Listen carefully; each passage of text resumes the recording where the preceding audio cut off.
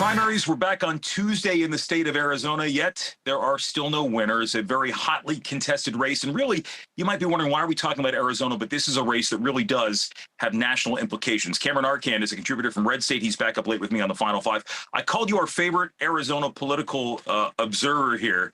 You've been following this governor's race down there. It's down to two women, Kari Lake, Karrin, Taylor Robson. Where do things stand right now? Yeah, so it's a very tight race. It is 46 to 44%. Lake has already declared victory. The only issue is we don't even have a projected winner yet. So we're waiting on this. Essentially, we call them ballot dumps, mostly from Maricopa County, but some other counties as well, still waiting to count. Those votes are expected to break in Lake's direction, but currently we don't even have a projected winner yet, and that race is too close to call. People have been calling this a proxy battle between former President Trump and Vice President Pence, because the former president endorsed Kari Lake, the former vice president endorsed Karrin Taylor Robson.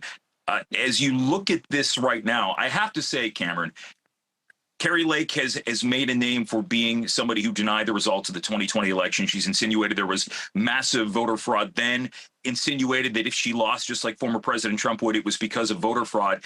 We saw these dumps you mentioned breaking in her favor. It seems as though when they broke in the favor of Joe Biden a couple of years ago, people thought voter fraud. We're not hearing that call at this point.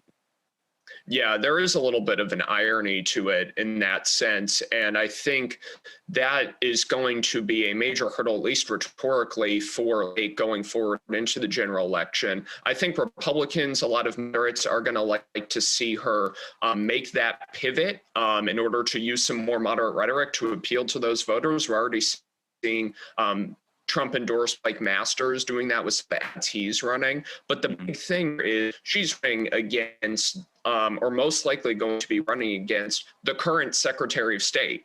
So I think when you consider the role that plays in the election discussion and everything, a key tipping point of this general election could end up being the last election.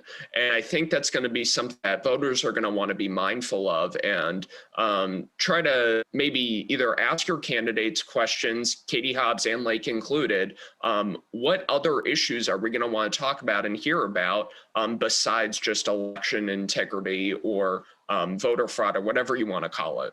Yeah, and as we look at this battle, and again, as I mentioned off the top, there are national implications, because Arizona saw a massive shift in its representation in the Senate, where you went from two Republicans to two Democrats representing that state. And you mentioned Blake Masters. He's the Republican nominee against Mark Kelly, who is the incumbent senator. He was elected in a general election, or a special election just 2 years ago. He's running for a full term now. What are the national, is this going to be a national race run on the local level, or are there local issues, maybe immigration, maybe border issues, that would be magnified to a national level?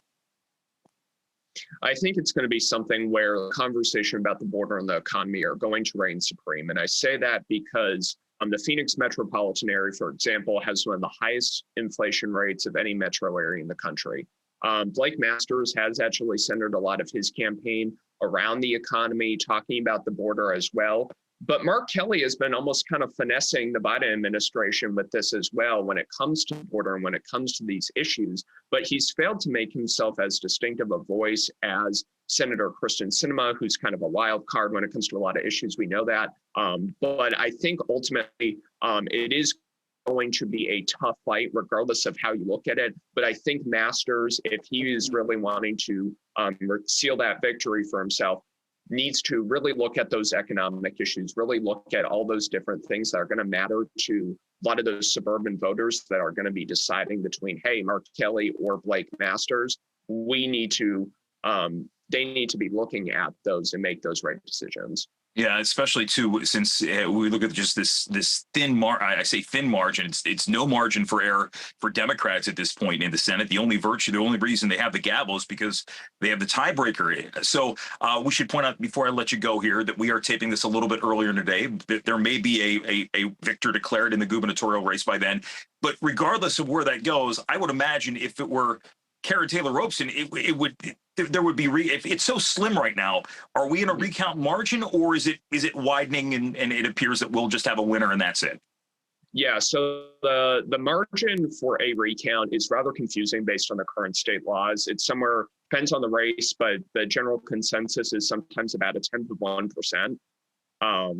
And that's a very, very thin margin. But what you could honestly see happening is if Robson does pull ahead, if these votes do break in your favor, I wouldn't be surprised if you do have Lake calling for a recount, which isn't something that there's no real process for a candidate to request that. It's kind of, here are the laws, here's what we have, here's what we're going to do. So, well, as we watch this with interest, because Kari Lake is also a former local news anchor. I personally don't think that I could walk into the job of governor of any state at this point personally, but that's why they hold the election. So we're going to see how that pans out. Cameron Arcand, always good to see you. Thank you so much. And I know you're going to be watching the rest of this eagerly like the rest of us. Thank you. And the Final Five is back right after this. Before we get lost.